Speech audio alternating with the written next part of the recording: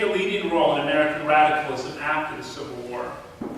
She undoubtedly would have infused that tradition with her own characteristic spirituality. One way of thinking about that spirituality is to consider her lifelong love affair with the German Romantic poet Johann Wolfgang von Goethe. Fuller at first gained the attention of the Transcendentalist circle in part because of her mastery of the German language, her knowledge of the poets they admired. One of her lifelong dreams was to publish a full biography of Goethe. Lacking access to sources available only in Europe, she settled for a translation of Conversations with Goethe, a volume produced by the poet's personal secretary. It was a significant choice, of course, given Fuller's deep belief in the power of the human spirit present in the spoken conversation. Unlike Fuller, Goethe was no radical. But what he offered to her was a view of human life as a process of endless growth, as one becomes ever more fully a vessel of the divine. The law of growth, Fuller wrote, speaks in us and demands the perfection of each being in its kind, apple as apple, woman as woman. This concern for organic growth was at the heart of Fuller's commitment to women's rights. Her conversations were intended to empower women to unfold their full being. And in Woman in the 19th Century, she defended women's equality precisely as a path to spiritual growth. We would have every arbitrary barrier thrown down, she wrote. We would have every path laid open to woman as freely as to man. And she promised when that happened, the divine energy will pervade nature to a degree unknown in the history of former ages, and a ravishing harmony of the spheres will ensue. The social emancipation of women, for her, was a means by which the divine spirit became more fully incarnate in the world. Goethe's work also drew deeply on the wellsprings of Western esotericism, the spiritual tradition that saw the universe not as the work of a separate creator, but as the embodiment of divine spirit. The spiritualist movement that was so attractive to radicals after 1848 was a popularization of esoteric spirituality. And as a popularization, it was offering to Fuller's cultural trends, particularly to Emerson. But Fuller might have been able to bridge that divide, for her experiences in the 1840s, as we've heard, helped her see the hidden connections between elite conquered philosophy and urban sociology. Time in New York gave her a deeper sense of solidarity with the urban poor, with the mentally ill, with those in prison. Her European experience made her both a revolutionary and a socialist, and led her to repent of her early hostility to American abolitionists. Where she had once seen them as tedious, narrow, rabid, and exaggerated in their tone, she now affirmed something eternal in their desire and life. All the while, she remained essentially a Goethean, concerned with education, with the arts, with the development of each individual, as well as with the liberation of the masses. Her ideal, as she wrote in one of her dispatches from Europe, was, quote, to combine a deep religious love with practical development, the achievements of genius with the happiness of the multitude. Even at the height of the revolutionary struggle in Rome, her dispatches blended reports from the barricades with reflections on the American landscape painters who had come to Italy to absorb its artistic spirit and who had become her friends during her time there.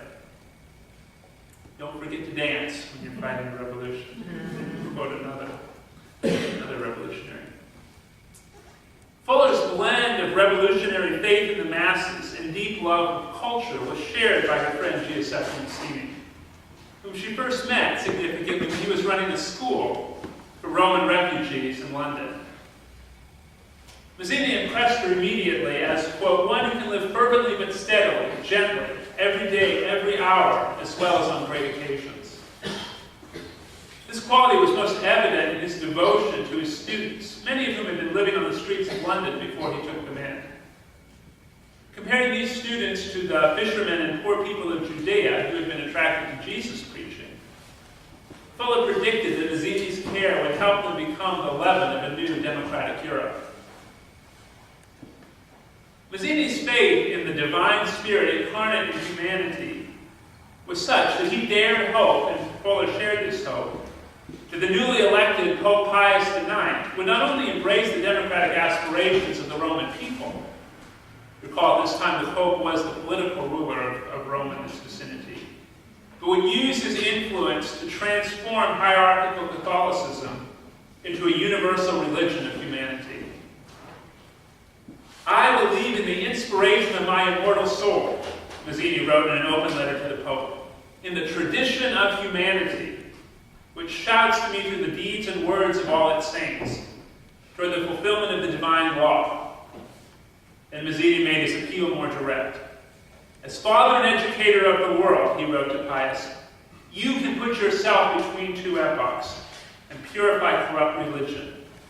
Announce an era, he exhorted. Declare that humanity is sacred and a daughter of God. And the people will in turn adore in you the best interpreter of the divine design. That particular hope was not to be fulfilled.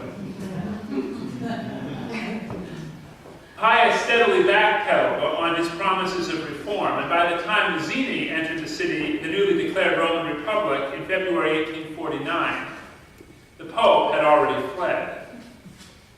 From exile, the Pope called in the support of France, which had already suppressed its most radical Republicans. And soon the French army had overthrown the Roman Republic and sent Mazzini back into exile. This is the moment in which Fuller is working in the hospitals of the city.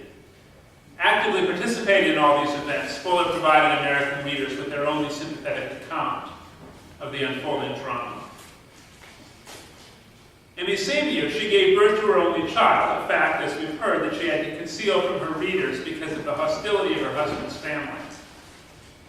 And so her first dispatch after the birth of Angelo concluded with a romantic paean to the Italian summer. Though my thoughts have been much with the public in their struggle for life, I have been away from it during the summer months, in the quiet valleys, on the lovely mountains. It was great pleasure to me to watch the gradual growth and change of the seasons, so different from ours.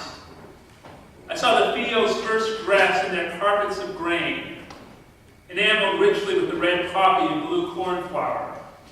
In that sunshine, how resplendent.